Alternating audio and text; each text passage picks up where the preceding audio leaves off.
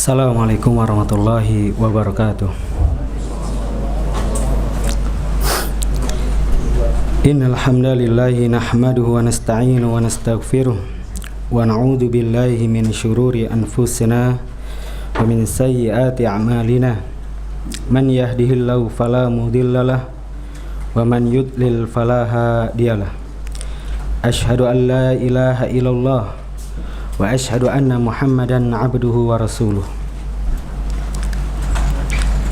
Amma ba'd. Fa inna asdaqal hadits kitabullah wa khairal hadi hadi Muhammad wa syarrul umuri muhdatsatuha wa kullu muhdatsatin bid'ah wa kullu bid'atin dhalalah wa kullu dhalalatin finnar.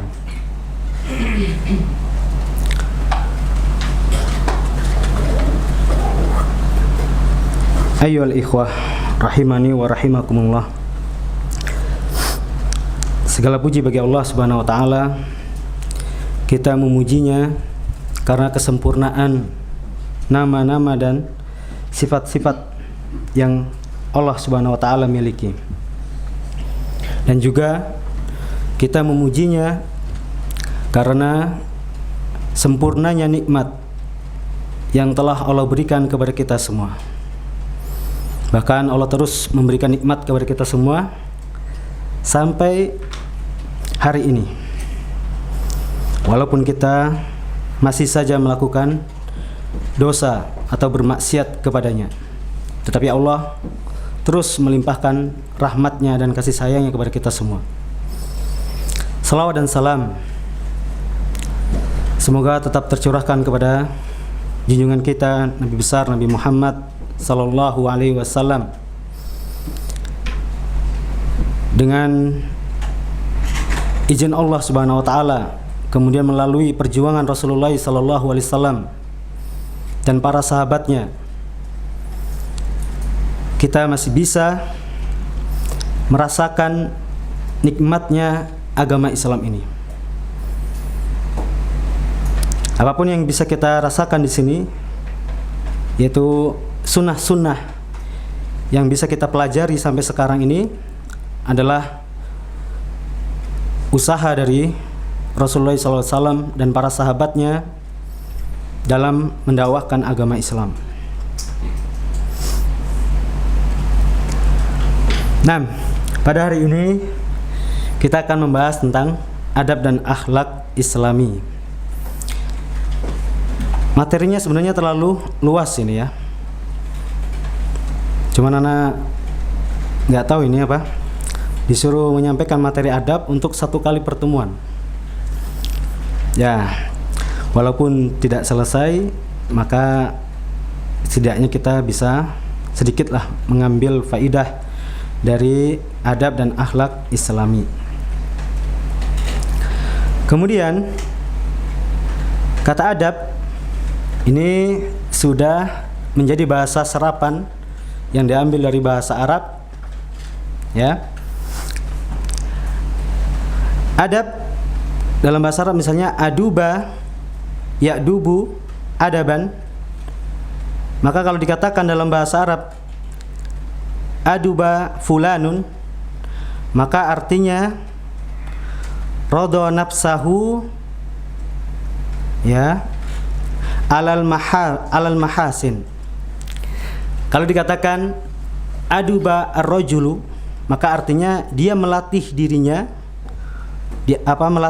kepada sesuatu yang baik. Jadi adab ini juga bisa diartikan menerapkan akhlak, sebagaimana yang didefinisikan oleh Ibnu Hajar ya dalam kitabnya.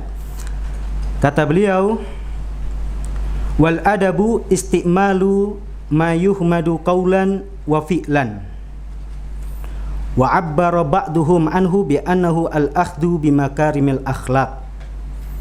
Wal adabu al-istimalu ma yuhmadu, yaitu menerapkan segala apa-apa yang dipuji, qawlan wa fi'lan, baik berupa perkataan maupun perbuatan. Dan yang lainnya mendefinisikannya dengan al-akhdhu bimakarimil akhlak, yaitu menerapkan akhlak-akhlak yang mulia. Ini yang dimaksud dengan adab. Sebenarnya adab itu juga akhlak. Cuman kalau lagi digabungin kata adab dan akhlak, maka adab punya makna sendiri dan akhlak punya makna sendiri. Jadi adab adalah menerapkan akhlak. Sedangkan akhlak secara bahasa ini juga bahasa serapan yang diambil dari bahasa Arab, dalam bentuk jamaknya al-akhlaq dan bentuk mufradnya adalah khulukun atau al-khuluq. Dalam bahasa Arab didefinisikan dengan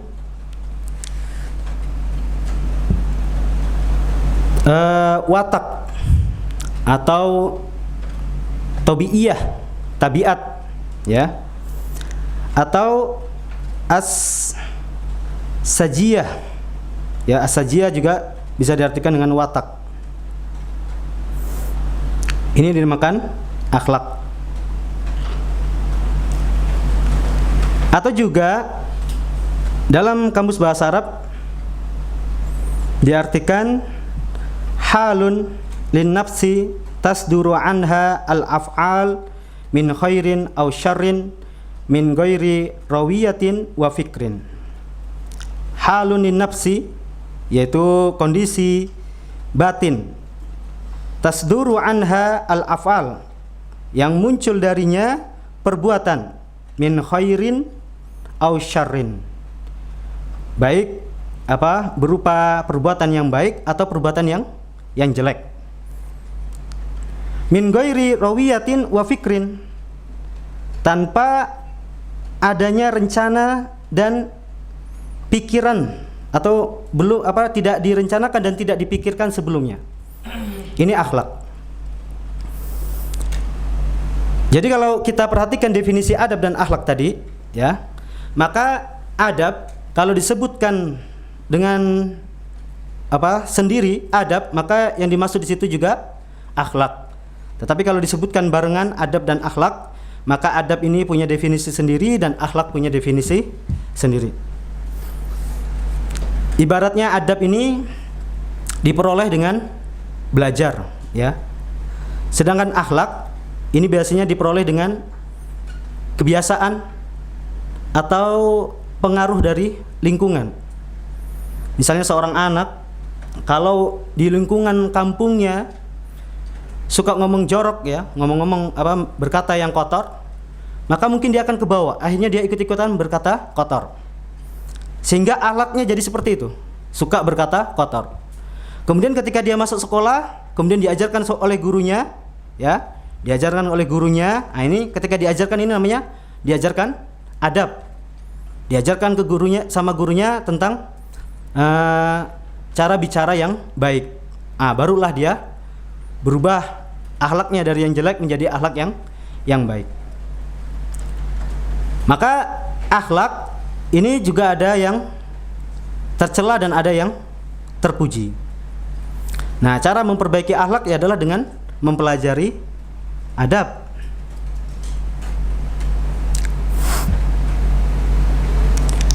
Kemudian perbedaan yang lainnya adalah bahwa adab ini dilakukan dengan kesengajaan atau dengan berpikir. Misalnya ketika kita hadir di majelis ilmu, maka kita berpikir gimana di majelis ilmu ini adabnya seperti apa. Nah, adabnya gini-gini, akhirnya kita berusaha untuk melakukannya. Ini adab. Tapi kalau akhlak, dia muncul, perbuatannya itu muncul dengan tanpa kesengajaan. Misal ketika dia diganggu, dia langsung memaki. Karena memang bawaan akhlaknya ini gampang emosi dan gampang memaki orang. Jadi ketika memaki atau mengatakan perkataan jelek ini muncul sendirinya tanpa berpikir. Tapi adab kalau sudah dibiasakan, ya, maka lama-lama juga akan menjadi akhlak dan akan dikenal sebagai akhlak seseorang. Misalnya, ini akhlak si fulan, dia ini orangnya jujur, ya. Padahal mungkin dia dulu tidak jujur, tapi karena setelah dia belajar, kemudian mengetahui keutamaan jujur, akhirnya dia berusaha untuk jadi orang jujur.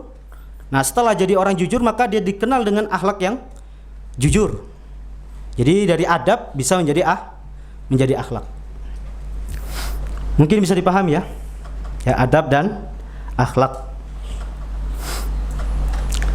Adapun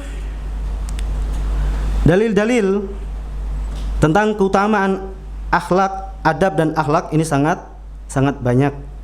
Ya. Sebagaimana dalam hadis dikatakan dalam Sahih Bukhari, ya, Rasulullah SAW bersabda, "Innama bu'istu liutammima salihal akhlak."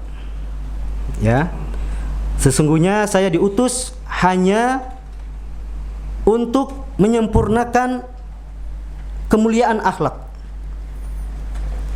Jadi Rasulullah SAW diutus untuk menyempurnakan akhlak manusia. Ini menunjukkan berarti kita wajib mempelajari akhlak yang baik dan wajib mengamalkan akhlak yang baik. Karena inilah tujuan diutusnya Rasulullah SAW. Kalau kita ingin diakui sebagai pengikut Rasulullah SAW, maka kita wajib berakhlak mulia. Bahkan dalam hadis lain, dalam riwayat At-Tirmidzi, ya, akmalul mu'minin imanan ahsanuhum khuluqa. Seorang mukmin yang paling sempurna imannya, yang paling sempurna imannya adalah yang paling baik akhlaknya. Maka ini juga dalil menunjukkan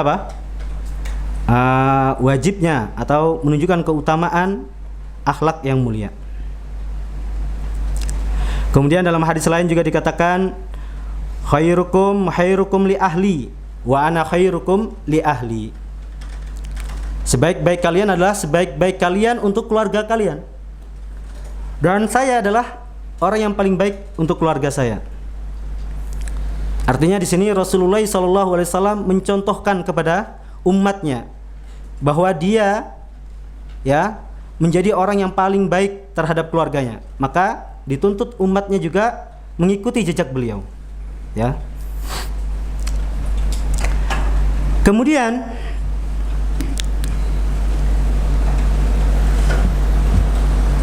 kita wajib mempelajari adab.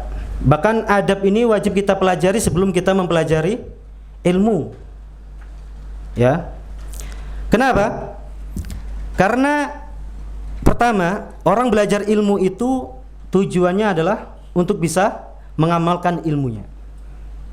Nah, salah satu mengamalkan ilmunya adalah beradab secara adab Islami. Bahkan kata para ulama, dengan kita beradab, maka ini akan menggampangkan kita untuk mendapatkan ilmu. Bil adabi tafhamul ilma. Kata para ulama, ya, kata seorang ulama, dengan adab kalian akan memahami ilmu. Kemudian ada juga yang mengatakan, sebagaimana perkataan Imam Malik, ya, ta'allamil adab qabla an tata'allamal ilma. Ya, pelajarilah adab sebelum kalian mempelajari ilmu. Kenapa? Karena adab akan membantu kita memahami ilmu. Ya, seperti kalian misalnya ada kuliah jurusan mesin. Ada sini. Oh, sini kuliah di sini.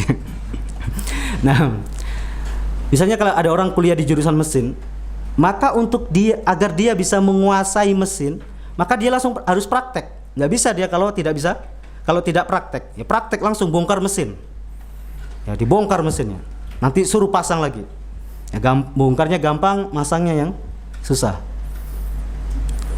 Nah, ini menunjukkan ketika kita ingin mempelajari suatu suatu ilmu, baik itu ilmu agama maupun ilmu dunia, kita membutuhkan praktek. Ya. Maka dengan adab, ya, dengan beradab, berarti kita sudah mempraktekkan ilmu. Walaupun mungkin ada orang dia nggak hafal hadis tentang ancaman orang yang berdusta atau hadis tentang keutamaan jujur, tapi dia tahu jujur itu adalah termasuk adab Islami. Akhirnya dia berusaha dulu jujur, ya. Maka dengan perbuatan dia ini untuk berusaha mengamalkan adab Islami ini, Allah akan mudahkan dia untuk menuntut ilmu. Dan memang jujur itu ini ya pondasi kesuksesan. Murid, ya mahasiswa ataupun siapa, ya pokoknya semua orang yang belajar penuntut ilmu itu butuh sifat jujur untuk bisa sukses dalam belajarnya. Karena jujur ini fondasi kebaikan. Innas sidqa yahdi ilal bir, ya. Jujur itu mengarahkan kepada kebaikan. Maka dengan jujur kita akan terarah menuju ke arah kebaikan. Misal seorang mahasiswa, jika dia punya sifat jujur, maka ketika ujian dia tidak akan mengandalkan contekan.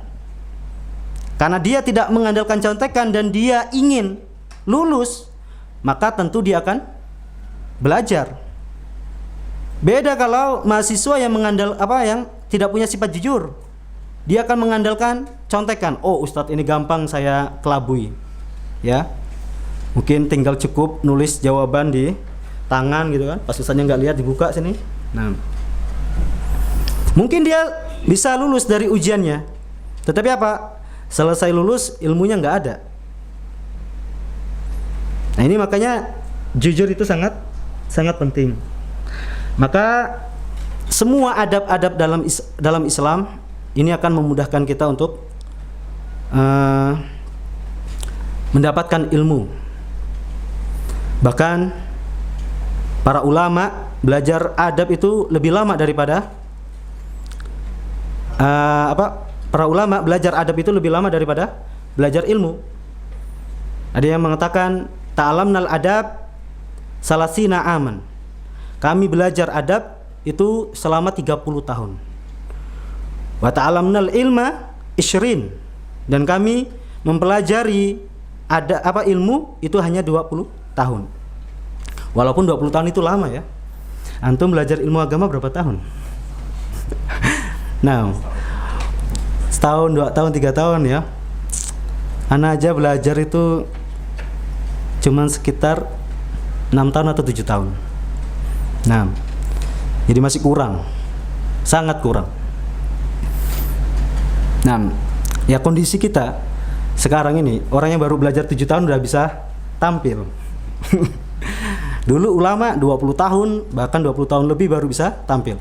Nah kalau dia belajar adab, kemudian belajar ilmu, mungkin maksud para ulama berbarengan. Berarti imam paling cepat itu mereka belajar adab dan ilmu itu 30 tahun, kalau memang berbarengan. Tapi kalau berpisah, mungkin 30 tahun pertama dia konsentrasi belajar adab, 20 tahun kemudian dia belajar ilmu, maka berarti 50 tahun baru bisa jadi ulama.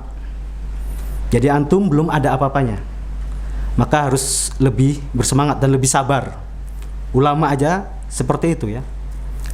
Nah, cuman kenapa ulama belajar lama? Ya salah satunya dulu fasilitasnya yang tidak mendukung. Untuk mencari satu hadis saja udah harus melakukan perjalanan jauh. Kita nyari satu hadis, jangankan satu hadis, 100 hadis, 1000 hadis bisa dengan waktu yang singkat. Ya, ngandalin ngandalin aplikasi ya, atau tanya Mbah Google atau Mbah Nah, bahkan teknologi sekarang ini semakin menakutkan. Dulu ana di Pondok Paris Sembini, bagian dari kurikulum. Ana pas lagi nyari buku sumber, qadarullah, buku sumber yang buat dicetak ulang atau difotokopi ulang dan akan dibagikan ke santri ini, sumber buku masternya ini jelek, nggak ada yang bagus, banyak coretan. Akhirnya kata kepala sekolahnya, kata Ustaz Mikael, wah kita tulis ulang ini. Nah, Satu buku nulis ulang. Terus waktunya tuh nggak lama, minggu depan itu mau dipakai. Tapi tenang, zaman sekarang bukan zamannya ngetik lagi. Bukan zamannya ngetik, bukan zamannya nulis. Nah, bukan PDF, nggak ada PDF-nya. Kodolong nggak ada PDF-nya. Nah, antum mahasiswa harus tahu. Anda pakai Google Translate. Bukan untuk mentranslate ya. Jadi kalau yang udah tahu mungkin di Google Translate itu ada aplikasi kita bisa menyeken tulisan. Kemudian tulisannya akan muncul di Google-nya dan terjemahannya. Nah, Anda cuma butuh tulisannya aja. Jadi tulisannya muncul, langsung kita copy paste, pindahin. Nah, akhirnya nulis 1 halaman dalam waktu 1 menit nggak nyampe udah selesai. Nah, ini zamannya bukan apa? Udah bukan zamannya ini, zaman ngetik. Cuman kemajuan teknologi ini menakutkan, kenapa? Karena ini nanti ujung-ujungnya orang akan makin susah belajar. Mungkin nanti kalau kalian umurnya panjang, kalian akan dapatin murid-murid kalian susah ngajak belajar bahasa Arab. Nah, ayo belajar bahasa Arab. Bahasa Arab itu penting. Allah Ustadz, zaman sekarang ini zaman teknologi Ustadz. Tinggal datang aja Syekh suruh ceramah, kita rekam pakai Google Translate. Atau kita rekam suaranya, nanti muncul tuh terjemahannya di bawahnya. Ya kan? Sekarang banyak tuh orang-orang turis ke luar negeri, misalnya dia ke Jerman, dia bisa bahasa Inggris, tapi ketemu orang asli orang Jerman yang nggak bisa bahasa Inggris. Hanya dicari Google Translate bahasa Jerman, ngomong dia pakai bahasa Inggris, muncul bahasa Jermannya di situ, langsung tunjukin, paham orangnya. Nah, cuman ini tanda-tanda ilmu akan hilang juga. Soalnya kalau manusia sudah tergantung sama teknologi, akhirnya nggak ada yang belajar ilmu agama lagi. Terus tiba-tiba teknologi nggak bisa dipakai lagi, ya, entah sumber dayanya habis atau kena musibah besar. Bahkan ada kata para ilmuwan, akan datang masanya itu datang kilatan matahari, yaitu bisa menghancurkan elektronik. Nah, mudah-mudahan masa kalian belum. Nah, kalau tiba-tiba teknologinya hilang, ya hilanglah semua ilmunya. Nah, begitu juga kayak seperti sekarang ilmu mawaris, ditemukan apa? Aplikasi untuk menghitung warisan. Nah, nanti kalau aplikasinya tidak bisa dipakai, atau jangan jauh-jauh lah, jangan nunggu masa di mana teknologi nggak bisa dipakai. Ya misalnya kalian lagi butuh ilmu mawaris, tiba-tiba terjadi misalnya tsunami besar, HP mati semua, listrik mati semua.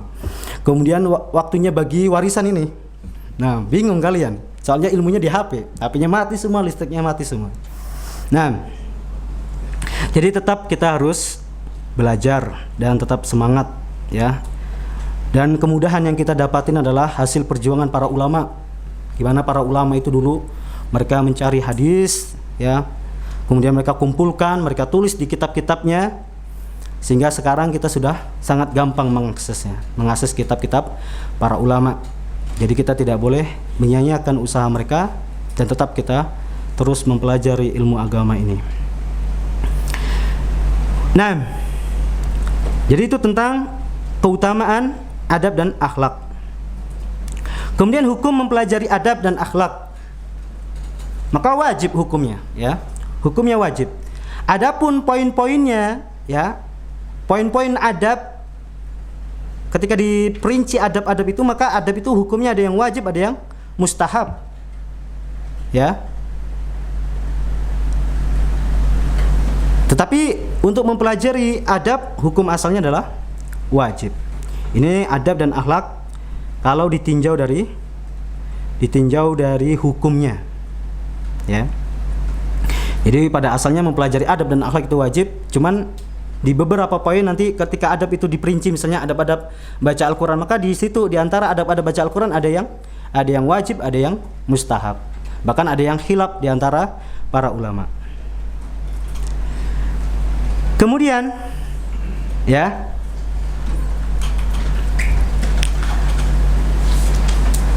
adab kalau ditinjau dari objeknya, maka sesuatu yang paling berhak untuk kita beradab dengannya adalah, yang pertama adalah Allah Subhanahu wa taala. Ya. Jadi Allah Subhanahu wa taala adalah zat yang paling kita wajib untuk beradab dengannya. Jadi ketika mendengar kata adab dan akhlak, jangan cuma dipikirkan artinya kita harus berbuat baik kepada sesama manusia. Tidak. Bahkan adab ini juga berkaitan dengan adab kita kepada Allah, kemudian adab kita kepada Rasulullah SAW, kemudian baru adab kita kepada ilmu, kemudian adab kita kepada orang tua, dan seterusnya. Ya, jadi kalau mau bahas adab banyak ini babnya. Nah, cuman kita insya Allah ambil yang penting-penting saja. Terus bagaimana adab kita kepada Allah Subhanahu wa taala? Maka adab kita kepada Allah Subhanahu wa taala yang paling penting adalah mentauhidkan Allah.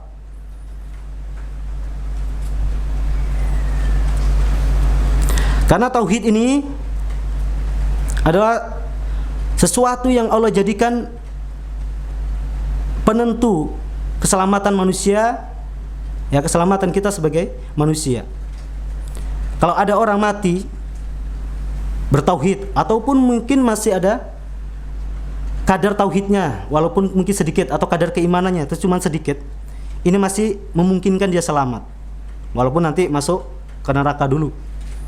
Ya, mungkin kalian tahu kan apa orang terakhir yang masuk ke surga.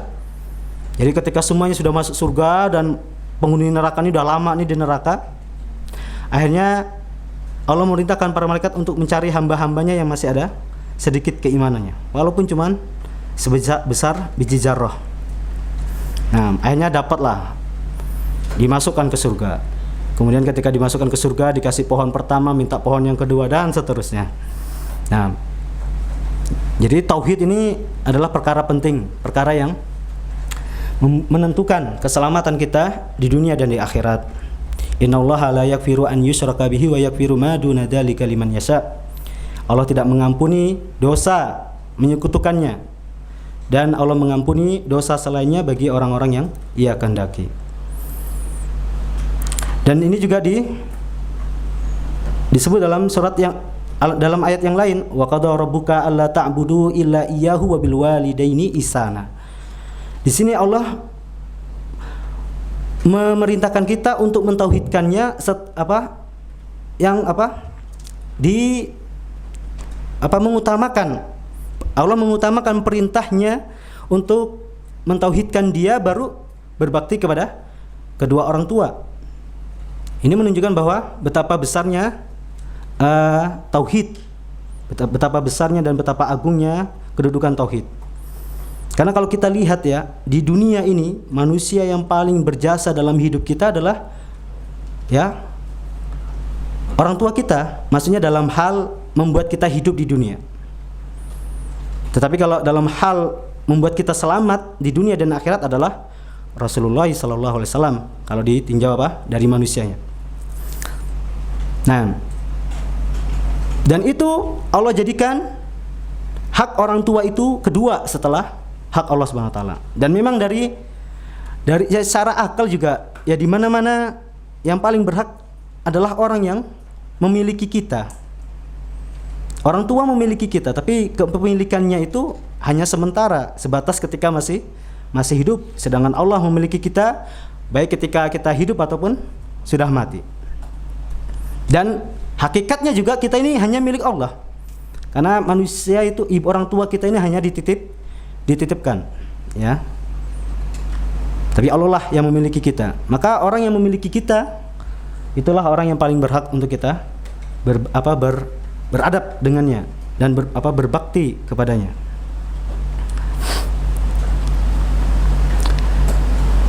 Kemudian mentauhidkan Allah, maka konsekuensinya sangat banyak, dan ini mencakup, bahkan bisa dikatakan mencakup kepada semua syariat Islam, ya. Jadi konsekuensi kita mentauhidkan Allah kan artinya kita harus mentaatinya. Namanya mentaatinya berarti menjalankan syariat, menjalankan syariatnya. Maka ini langsung berkonsekuensi kepada semuanya. Jadi kalau ditinjau dari objeknya, maka adab dan akhlak kita ini semuanya ditujukan hanya kepada Allah Subhanahu wa taala. Karena konsekuensi dari mentauhidkan Allah adalah mengamalkan syariat ini. Dan adab, ya ilmu adab ini berasal dari syariat.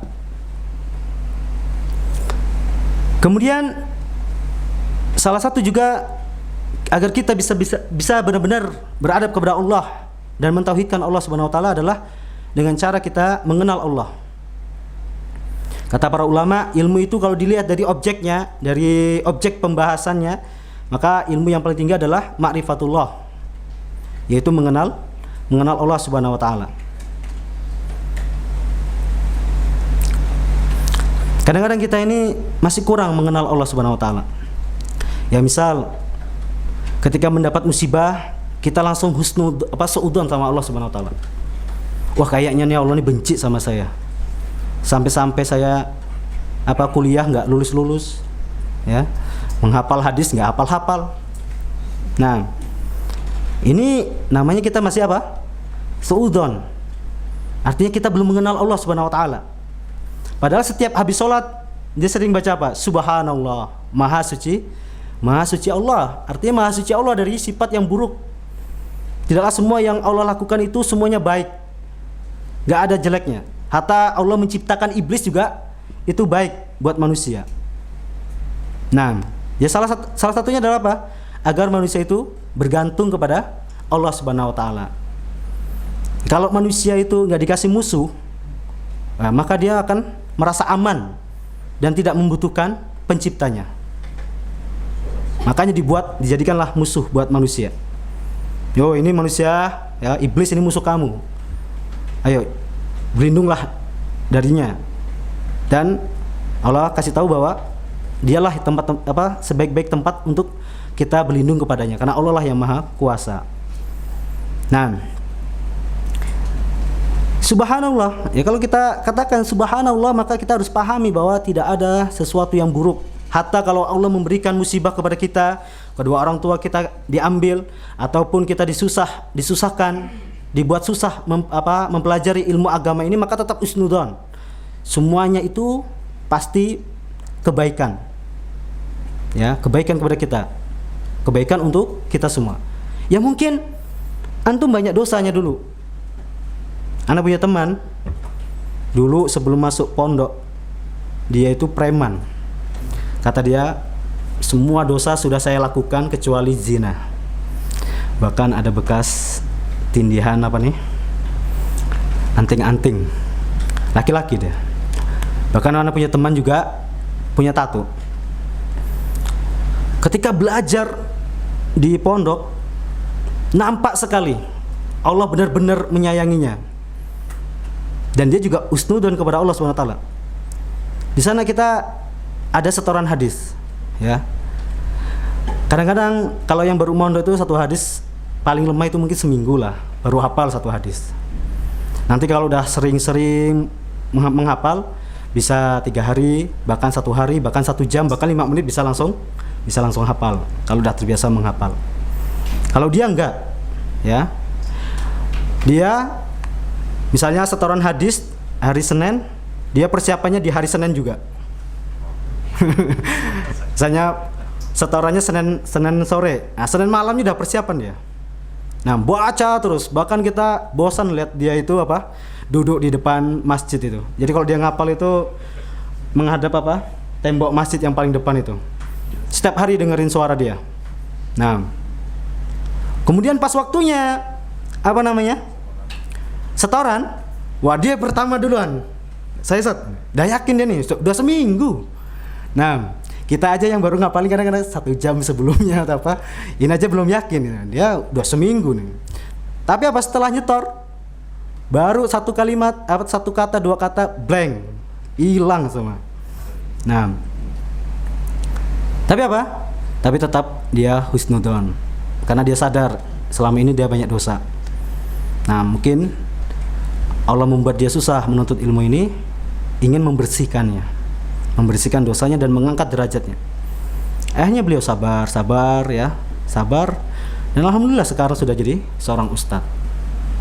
Nah, maka buat antum semua, sesulit apapun kita dalam belajar, maka ingatlah bahwa Allah itu tidak akan pernah melakukan kejelekan kepada kita. Ya. Allah pasti mengharapkan kebaikan kepada kita. Ana inda dhanni abdi bi, saya sesuai prasangkaan hambaku. Maka kalau kita berprasangka baik terus kepada Allah, maka Allah akan berbuat seperti apa yang kita prasangkakan kepadanya. Nah, jadi salah satu beradab juga kepada Allah Subhanahu wa taala adalah berprasangka baik kepada takdir yang telah Allah tetapkan kepada kita semua. Kemudian tentu juga agar bisa mentauhidkan Allah. Sebenarnya temanya adab kepada Rasul itu adab kepada Allah Subhanahu wa taala itu cuma satu, yaitu tauhid. Cuman dari tauhid ini banyak konsekuensinya dan banyak cabang-cabangnya agar kita bisa merealisasikan tauhid ini dengan sempurna. Nah, salah satunya adalah mencintai Allah Subhanahu wa taala. Salasun man kunna fihi wajada bihinna halawatal iman. 3 perkara yang jika ada pada seseorang maka dia akan mendapatkan kemanisan iman atau manisnya iman. Yang pertama, ya, yang akan kita bahas adalah poin yang pertama, an yakunallahu wa rasuluhu ahabba ilaihi mimma siwahuma. Yaitu dia menjadikan Allah dan Rasulnya orang yang paling ia cintai atau sesuatu yang paling ia cintai dari selainnya, dari selain keduanya. Namanya cinta ya. Ini kalian yang sudah puber tahulah kalau bagaimana sih perasaan orang kalau udah lagi jatuh cinta. Nah, kalau sudah lagi jatuh cinta, apapun permintaan orang yang kita cinta itu ringan. Ya. Bahkan sampai ada yang bikin puisi, seandainya kamu ingin saya membelah gunungmu, saya lakukan. Nah, walaupun itu gombal, Bas. Artinya apa? Artinya kalau kita sudah mencintai Allah Subhanahu wa taala, maka takdir apapun yang Allah tetapkan kepada kita, maka kita akan lapang dada menerimanya. Ya. Dikasih musibah, sabar. Dikasih nikmat, juga bersyukur. Kenapa? Sudah cinta sama Allah. Dia tahu ini semua takdir yang ia dapat ini dari Allah Subhanahu wa taala. Maka ketika dia sadar ini dari Allah dan dia sudah sangat cinta sama Allah, maka akan mudah dia menerimanya. Ya. Ibarat seorang ayah kalau sudah jatuh cinta sama anaknya. Ini kalau kalian sudah jadi ayah ya. Ada yang sudah jadi ayah di sini. Nah, kalau kalian sudah jadi ayah, kalau kalian sudah cinta sama anak kalian, maka apapun perbuatan si anak ini tetap akan sayang kalian sama dia. Ya. Mungkin bangun tidur diompolin ya. Mungkin ya kalau ada yang nggak sabar mungkin marah-marah sebentar, tapi nanti sayang lagi. Nah, itu apa? Karena sudah cinta. Apalagi yang ditakdirkan oleh Allah Subhanahu wa taala itu semuanya baik. Tidak ada yang jelek. Ajaban li amril mu'min. Ya, sungguh menakjubkan urusan orang mukmin itu. Inna amrahu kullahu khair. Semua urusannya itu baik baginya. Walaysa dzaka li ahadin illa lil mu'min. Dan tidak ada yang memiliki keistimewaan ini nih kecuali seorang mukmin. Jadi orang mukmin itu punya keistimewaan, semua urusannya baik. Wa in asabathu sarra syakara fakana khairan lah. Jika dia diberikan nikmat, maka kemudian dia bersyukur, maka ini juga baik untuk dia. Wa in asabathu dharra wa sabara fakana khairan lah. Jika dia diberi musibah, maka ini juga kemudian dia sabar, maka ini juga baik untuk dia. Jadi urusan orang mukmin itu gampang sebenarnya. Kalau kena musibah tinggal sabar. Diberi nikmat tinggal bersyukur. Enak urusannya sebenarnya. Dikasih nikmat bersyukur dapat pahala.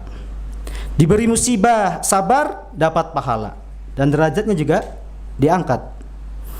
Bahkan ada candaan antara suami istri ya. Ketika seorang suami memuji istrinya, "Dek, kamu kok cantik ya, Masya Allah." Akhirnya kata istrinya, "Berarti insya Allah kita akan di surga. Insya Allah kita berdoa akan di surga. Loh, kenapa? Karena kamu dapat saya cantik, kamu bersyukur, dan saya dapat kamu jelek, dan saya bersabar. Nah, ini candaan salaf, ulama-ulama salaf. Jadi urusan orang mukmin tuh ya antara sabar dan syukur. Jadi sabar dan syukur juga termasuk adab. Ya tadi Anda udah nyinggung jujur, ya jujur itu juga termasuk adab. Kemudian anak-anak singgung sabar, syukur, ini juga termasuk adab. Nah, sabar dan syukur ini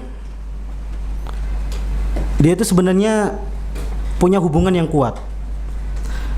Orang itu kadang-kadang dia nggak bisa bersabar kalau dia nggak pandai bersyukur, dan dia juga nggak akan bisa bersyukur kalau nggak pandai bersabar.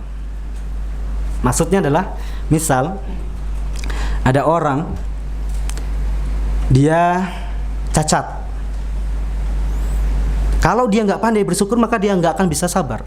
Coba dia bersyukur, mensyukuri sesuatu yang sudah Allah berikan kepada dia. Seperti Allah menjadikan dia manusia sehingga punya peluang untuk merasakan surga, nggak dijadikan cacing. Udah hidup di tanah, makan kotoran, nggak bisa ngerasakan makanan di surga. Ya kan? Karena hewan-hewan nanti di hari di hari kiamat dibangkitkan, kemudian dikisos, setelah dikisos dikembalikan lagi menjadi tanah. Makanya kata orang ulama kuntu turoba, seandainya saya seperti hewan-hewan tadi itu menjadi tanah. Ya, orang kafir menyesal, tapi orang mukmin melihat itu bersyukur. Alhamdulillah saya jadi manusia dan saya beriman, sehingga saya nggak kembali lagi ke tanah. Nah, kita bersyukur. Dan banyak lagi seperti nikmat Islam. Kemudian mungkin dan musibah itu selalu sedikit. Musibah yang Allah ambil itu selalu sedikit daripada yang Allah berikan. Ini kenyataan ya. Dan juga apapun yang Allah berikan dan apa-apa yang Allah tuntut itu lebih yang Allah tuntut itu lebih sedikit daripada yang Allah berikan kepada kita semua. Misal kita lahir dalam keadaan cacat. Misalnya di sini ada yang mungkin cacatnya yang paling parah itu, ya udah nggak bisa melihat, nggak bisa mendengar, nggak punya tangan, nggak punya kaki. Nah, tapi masih diberi kehidupan. Kehidupan tuh mahal. Kadang-kadang orang biar agar bisa hidup mengeluarkan jutaan dolar agar bisa nyawanya selamat. Nah, atau yang kedua, kita masih bisa bernapas dengan segar. Coba antum kalau misalnya lengkap, punya tangan, punya kaki, tapi hidupnya susah bernapas, enak nggak kira-kira? Oh, nggak tahu, soalnya nggak pernah sesak napas. Yang mudah-mudahan terbebas dari sesak napas, dan salah satunya adalah corona. Nah, semoga Allah memberikan keselamatan kepada kita semua.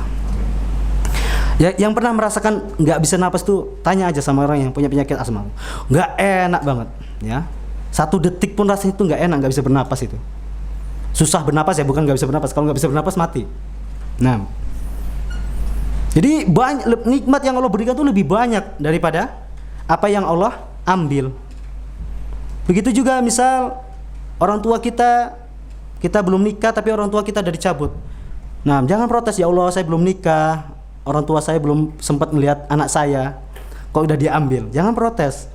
Kalian kalian hidup sama orang tua kalian itu udah lama, udah banyak ya, sudah lama dari kecil, dan bahkan kalian sudah disayang sama orang tua kalian ketika masih dalam rahim. Ya. Orang tua itu cintanya Masya Allah. Bisa mencintai seseorang yang belum tahu seseorang itu bagus atau enggak, lahirnya itu nanti hidungnya mancung atau tidak, hitam atau tidak kulitnya, nanti kalau gede itu berbakti atau enggak. Tapi orang tua udah mencintai kita. Makanya apalagi khusus laki-laki ya, kalian tuh pemimpin rumah tangga. Laki-laki itu kalau sudah nikah, maka jangan lupa baktinya itu harus kepada kedua orang tuanya. Orang tuanya harus lebih diutamakan daripada istrinya. Beda sama istri. Istri harus mengutamakan suami daripada orang tuanya. Maka suami jangan kalah sama istri, apalagi berkaitan dengan hak orang tua. Ya, orang tua kalian tuh cintanya lebih kuat, lebih besar daripada istri antum. Ya. Istri antum cinta sama antum kali setelah setelah masa idahnya selesai. Nah, istri antum mencintai antum mungkin karena ada alasan. Oh, karena suami saya hidungnya mancung. Karena dia baik sama saya. Karena dia bertanggung jawab, dia laki-laki bertanggung jawab, dia laki-laki jujur. Coba orang tua antum udah mencintai antum sebelum tahu anaknya itu jujur atau jahat, ya. Jelek, fisiknya tuh nanti kayak apapun udah dicintai sama orang tua kita. Nggak mandang fisik, orang tua itu cinta kita tuh. Ya. Jadi di perutnya tuh kita sudah dicintai tanpa melihat nanti kita ini nanti lahirnya ganteng atau tidak, ya, cantik atau tidak, itu tidak dilihat. Nah itu tadi tentang adab kepada Allah Subhanahu wa taala. Jadi intinya beradab kepada Allah Subhanahu wa taala adalah mentauhidkan Allah. Maka dengan cara agar kita bisa mentauhidkan Allah adalah pertama kita harus mengenal sifat-sifat dan nama-namanya. Ketika kita mengenal Allah itu Maha Pengampun, maka adab kita ketika kita melakukan dosa adalah kita bertaubat. Karena kita yakin, kita kenal Allah Subhanahu wa taala, Dia itu punya sifat pengampun. Maka ketika kita kenal Allah punya sifat pengampun dan ketika kita terjatuh dalam dosa, maka adab kita kepada Allah Subhanahu wa taala adalah bertaubat dan tidak berprasangka buruk atau berprasangka seperti kayaknya nih Allah nggak mengampuni dosa saya ini. Saya sudah lama bertaubat tapi kok rezeki saya masih sempit-sempit aja. Udah keluar dari riba tapi kok sampai sekarang riba saya nggak kelar-kelar. Maka jangan jangan seudon kepada Allah Subhanahu wa taala. Yakinlah bahwa Allah itu Maha Pengampun. Adapun ujian yang masih Allah berikan kepada kita itu adalah ingin mengangkat derajat kita. Nah, kemudian yang kedua, adab ditinjau dari objek. Maka yang kedua adalah kita harus beradab kepada Rasulullah sallallahu alaihi wasallam. Nah, dan sama beradab kepada Rasulullah sallallahu alaihi wasallam adalah pertama kita harus mengenal Rasulullah sallallahu alaihi wasallam. Bagaimana kita bisa benar-benar mencintai Rasulullah sallallahu alaihi wasallam kalau kita tidak mengenalnya? Makanya anak-anak muda zaman sekarang lebih mencintai artis atau pemain sepak bola daripada Rasulullah sallallahu alaihi wasallam. Ketika pemain sepak bolanya qaza, terus dapat hadis dilarang qaza, maka lebih mendahulukan pemain idolanya. Ya. Lebih senang qaza biar mirip sama pemain favoritnya daripada mengikuti siapa? Rasulullah sallallahu alaihi wasallam. Kenapa? Karena dia lebih cinta, hatinya lebih condong kepada pemain tersebut karena dia lebih kenal sama pemainnya daripada Rasulullah sallallahu alaihi wasallam. Belajar sirah kali cuman umum-umum aja. Rasulullah itu nabi kita, nabi terakhir. Kemudian beliau itu lahir di Mekah, ya, meninggal di Madinah. Enggak pernah tahu sejarah perjalanan Rasulullah, bagaimana akhlak-akhlak Rasulullah, ya. Enggak pernah dengar seperti itu. Akhirnya dia lebih mencintai pemain bola atau artisnya. Karena artisnya ini setiap hari ditonton sama dia. Nah, saya tahu nih artis ini. Ini kalau main acting sedih nih mantep banget nih, menyentuh banget. Nah, atau pemain sepak bola. Ini saya senang nih kalau tendangan balik saltonya nih. Tendangan saltonya nih sampai ditiru-tiru juga. Walaupun nanti sampai jatuh kakinya patah pun besok ngulang lagi. Nah, kenapa? Karena dia lebih mengenal artis, lebih mengenal pemain daripada Rasulullah sallallahu alaihi wasallam. Maka wajib bagi kita pertama ketika kita ingin beradab kepada Rasulullah sallallahu alaihi wasallam adalah kita mempelajari sirah Nabi Muhammad sallallahu alaihi wasallam. Kita harus mengenal Rasulullah sallallahu alaihi wasallam baik fisik maupun sifatnya. Ya. Karena fisik juga ini akan membantu kita mencintai Rasulullah sallallahu alaihi wasallam. Kemudian setelah kita mengenal Rasulullah SAW, maka adab kita yang berikutnya adalah kita wajib mencintainya. Kita harus mendahulukan kecintaan kita kepada Allah dan Rasulnya dibandingkan dengan kecintaan kita kepada selainnya.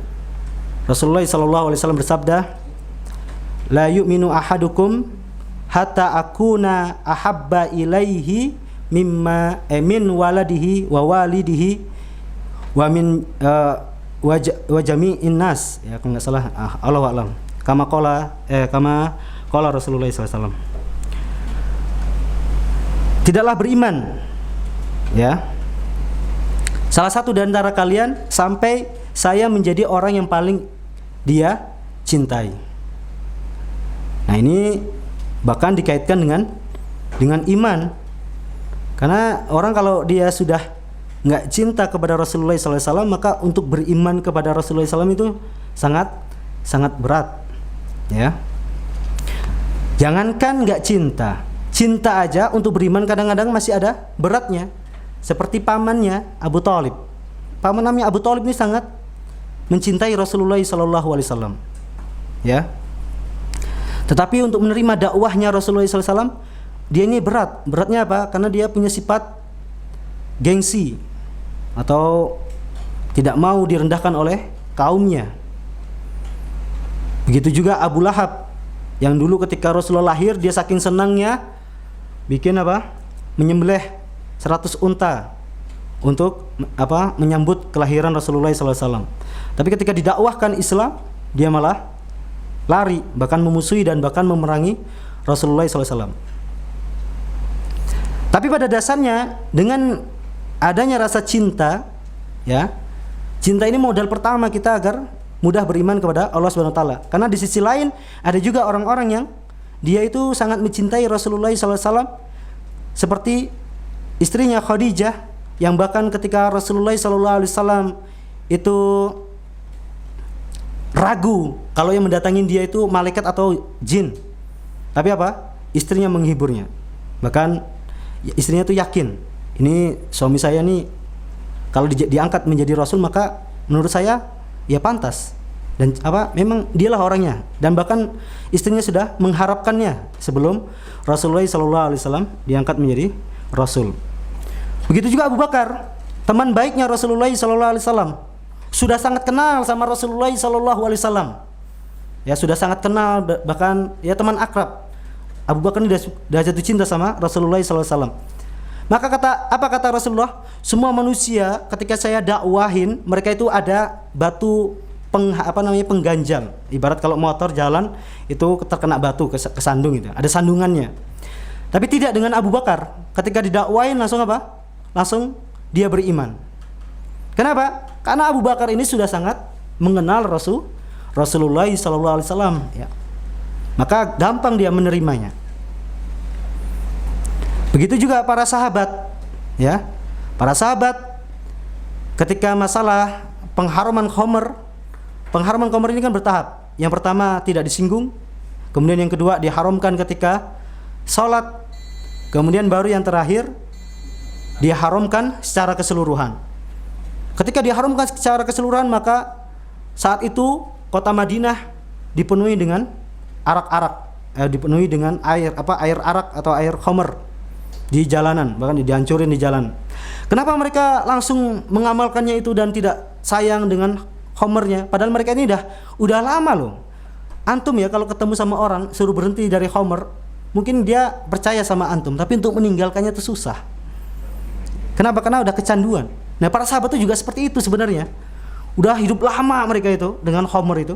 Makanya ketika baru-baru Islam itu muncul, Allah nggak langsung mengharamkan khamr, karena Allah tahu ini akan berat. Tetapi walaupun pada tahap berikutnya Allah mengharamkan secara keseluruhan, itu juga sebenarnya masih berat buat para sahabat, karena udah kecanduan ya, udah menjadi apa namanya ini? Ibarat kita tuh kalau tiba-tiba nggak dikasih nasi. Antum mondok di Al-Aiman, di Al-Aiman santri nggak makan nasi, makannya kentang. Berat nggak itu? Hah? Berat. Begitu juga para sahabat juga seperti itu.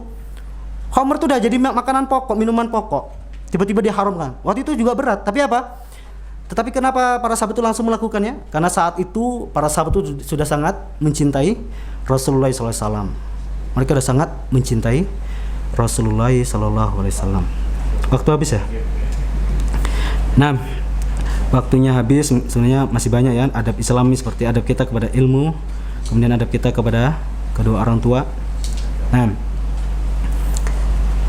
ya insya Allah antum bisa baca-baca lagi di kitab-kitab adab. Dan ana sarankan sama antum, Sebagai penuntut ilmu maka antum harus punya kitab adab. Ya, kitab sirah wajib, kitab sejarah para ulama. Karena ini obat buat antum semua nanti kalau ketika lagi futur. Nah, kalau lagi futur larinya ke kisah para ulama. Jangan lari ke sinetron. Makin lemah. Nah. Syukran ala husni timamikum. Subhanakallahumma bihamdik asyhadu an la ilaha illa anta astaghfiruka wa atubu ilaik. Assalamualaikum warahmatullahi wabarakatuh.